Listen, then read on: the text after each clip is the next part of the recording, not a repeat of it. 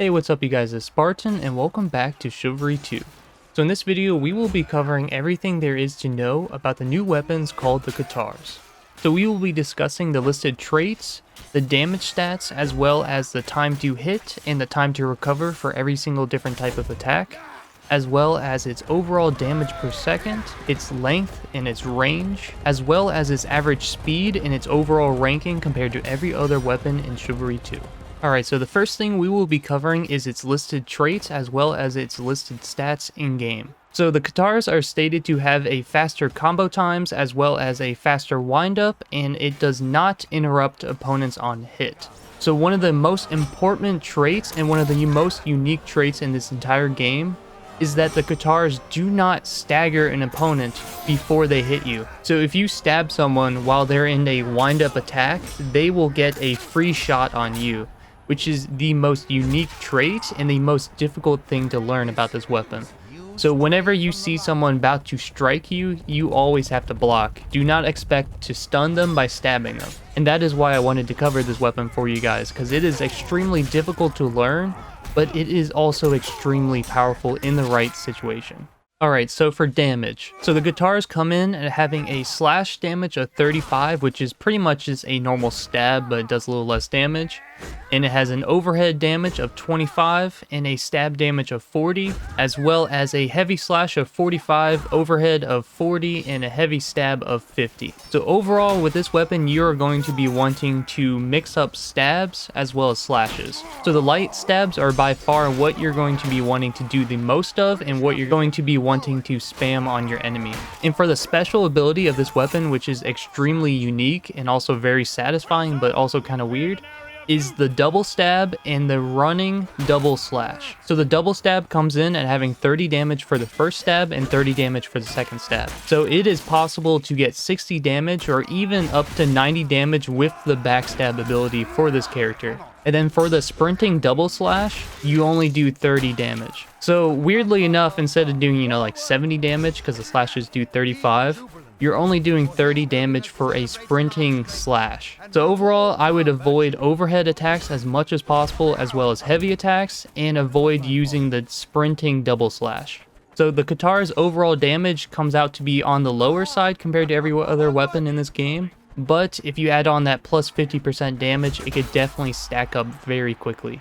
Alright, time for the interesting part. So it's speed. So the Katar's times to hit for every single different type of attack. So the Katars come in at having a slash time to hit at 500 milliseconds. So exactly 1/2 of a second, which is the fastest in this entire game. And then for its overhead, it comes in at having 550 milliseconds to hit, and its stab comes in at also having 500 milliseconds to hit.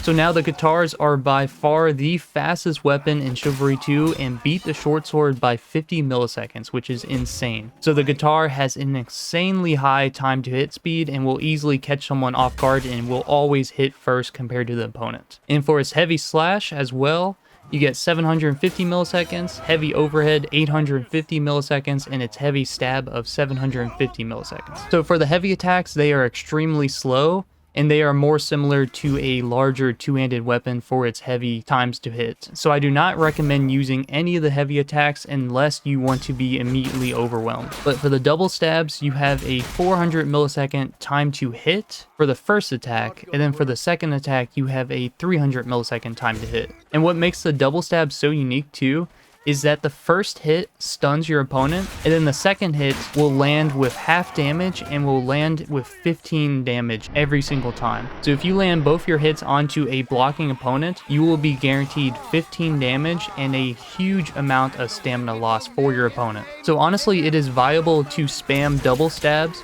and headbutts as much as possible to break your opponent's guard and completely knock his weapon out of his hands. So again, 400 milliseconds for your first special attack, and then 300 milliseconds for your second special attack, and you will always land at least one hit for half damage. And then for the sprinting double slash, it takes 700 milliseconds to hit your opponent. So the double stabs are by far the fastest in this entire game for any type of attack. Alright, so the time to recover, which time to recover just means after you land a hit on an opponent, that's how long it takes to recover into a block and block the next attack.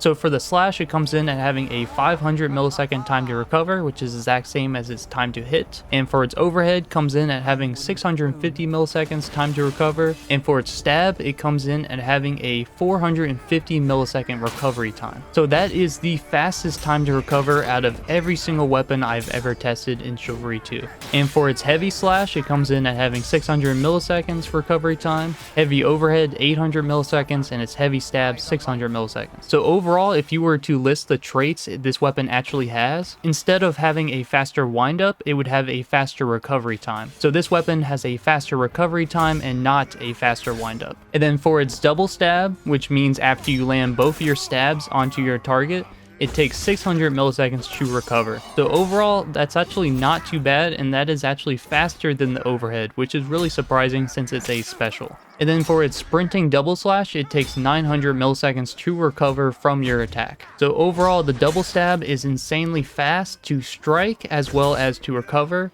and the light stabs are the best and fastest in this entire game. Alright, so for the Katars length. So the Katars come in at being 1 feet long and having a range of 4 feet. So in order to hit your opponents with this weapon, you practically have to be hugging them, and a lot of times that will cause you to miss a lot of easy hits. So for example, in my gameplay, I would run up behind people and I would stab at them like 5 or 10 times and I would miss like half of my strikes, and it is just so sad. This weapon is so extremely easy to miss with because of its lack of a range. And just for a historical reference, this weapon actually did have a historical length of anywhere between 1 feet long and 3 feet long. So if they chose to make this weapon 3 feet long, it would have had the same reach of a sword or maybe even a long sword in this game, which would have been completely broken. So overall, its length comes in at last place and is definitely something you need to be aware about when fighting an opponent with a long weapon or any weapon in general. So this weapon will basically specialize in you getting as close to your opponent as possible and overwhelming them with strikes and headbutts and kicks in order to stun lock them and get as many hits in as possible, and then immediately getting out after you get the kill and moving on to a different target. Alright, so on to the Katars damage per second. So this combines everything from the time to hit, the time to recover, and its overall damage. So for the highest DPS possible, this weapon comes in at having a damage per second of 42, which is the 5th highest out of every other weapon in this game. So that means the Katar can dish out as much damage as a longsword per second, which is really nice. And once you consider that can be increased by another 50%, this weapon becomes top tier with how much damage it can dish out. Alright, next up is speed. So the Katar's fastest time to hit and fastest time to recover speeds combined. So overall, the Katar comes in at having a 950 millisecond time to hit and time to recover speed, which is the fastest out of every other weapon in this game, and is 200 milliseconds faster than the Rapier, which was the previous champion in Chivalry 2.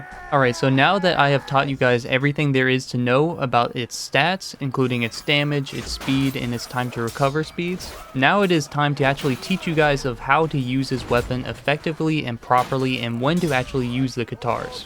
Alright, so for the Katars, the best situation for them is ambushing people from behind or only doing 1v1s.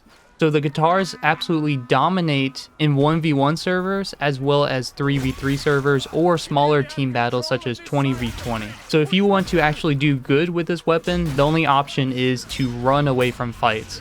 So if you ever have more than one person attacking you, it is not cowardly to run away from them. Like, I had a lot of fights where it was a 2v1 against level 1s, and I'm level 700, and I got absolutely slaughtered by them with this weapon. So it is definitely a very weird and strange weapon, but in the right situation, it can do extremely well. And also, one thing you need to be doing with this weapon is stun locking the opponent as much as possible and draining their stamina. So when you are facing one opponent, it is best to start off the fight with a double stab to drain their stamina, and then immediately headbutting them as soon as they go for a strike, and then stabbing them, and then headbutting and stabbing. Headbutting is by far the most broken ability because it has an extended reach over the jab. So overall, my advice is to use as many special attacks as possible, as many headbutts as possible, and to block every single attack that comes your way. Alright, so the Katar's overall ranking and scoring compared to every other weapon. So the Katar ended up ranking in at 5th place for its damage per second, last place for its length, and first place for its speed. So based off of its scoring, it ended up ranking at 10th place compared to every other weapon in this game, and just barely slid into the top 10 right above the short sword. So I do highly recommend trying this weapon since it falls in that top 10 category, but just be careful of what situation to use it in and try to only get 1v1s. So the Katars are by far one of the best 1v1 weapons in this entire game, but it is also the worst 2v1 or 3v1 weapon in this entire game. So it is definitely a very strange weapon and is only really good in certain situations. So if you want a challenge for yourself, I highly recommend trying the Katars for yourself.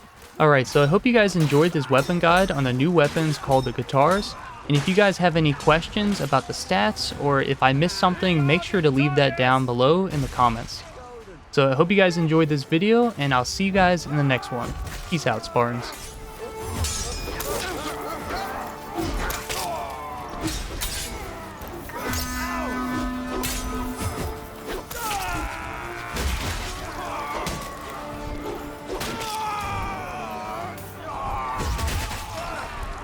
Holy show! I like it.